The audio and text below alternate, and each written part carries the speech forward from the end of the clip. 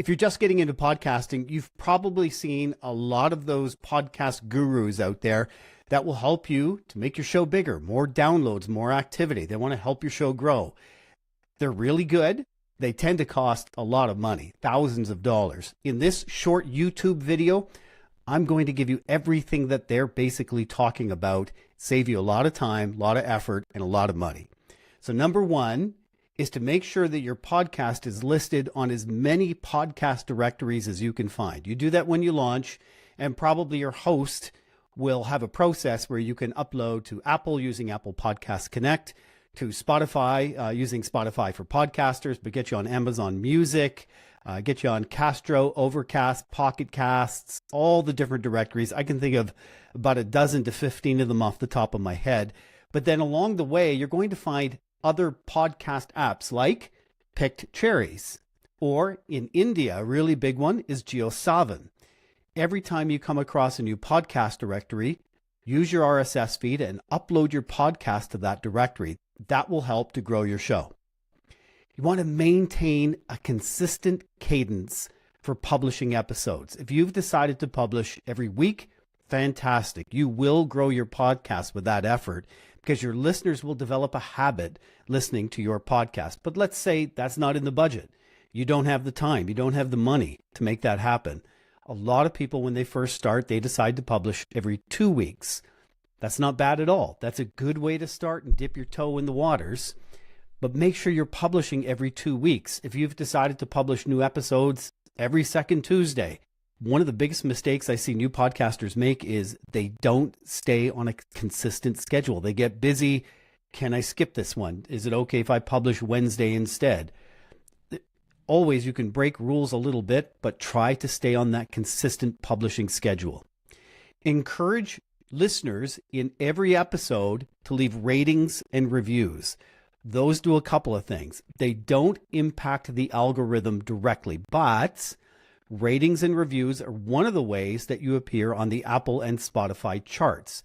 New ratings, new reviews, those go into the Apple and Spotify algorithms on whether they put you on their charts. And obviously, if you appear on the charts, more likely that people are going to find you. So what I like to do is at the end, the last things I say to listeners is, thanks for listening. If you can, please leave a rating and a review. That really helps the podcast. And then I like the last line is, if you enjoyed this episode, forward this podcast to one friend. That's a small ask, and it helps with organic reach.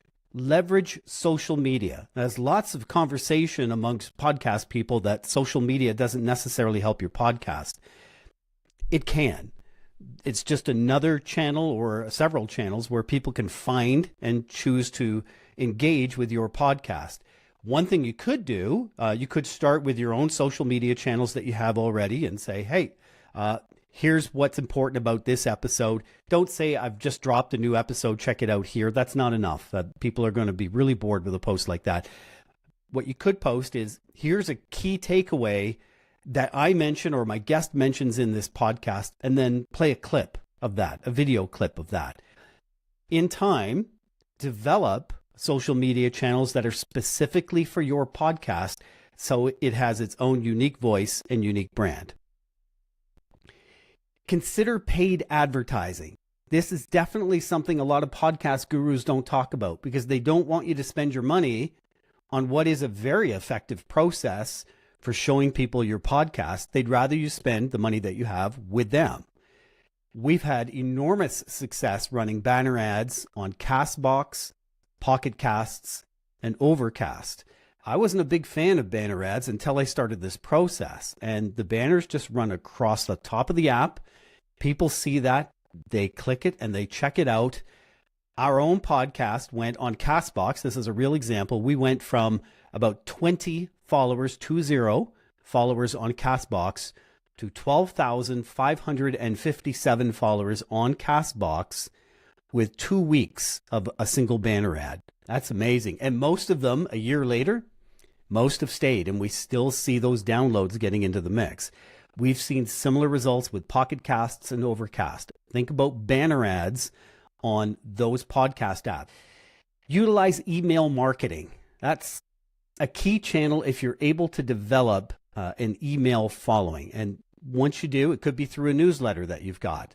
You might write a newsletter article for each new episode that you've got and blast it out to people. It's good to get it in front of them. It's nudge theory to remind them that you've got an episode. Here's what it's about. They've chosen to subscribe at some point, and this might be something they want to check out. Engage with your listeners. On Spotify, they have a terrific channel where you can ask poll questions. You can ask a specific question about that episode and go back and forth with your listeners. I get lots of notes on LinkedIn about my podcast episodes, and every time I see them, I make sure I correspond with that listener. They tell me they think XYZ. I say, yeah, I think XYZ is awesome, and what also caught my attention is ABC, something like that. Don't be aloof and just, oh, great, that's a fan. Engage with your listeners. That's really important. Be a guest on other podcasts. You've probably heard that from all the podcast gurus. It works. It helps.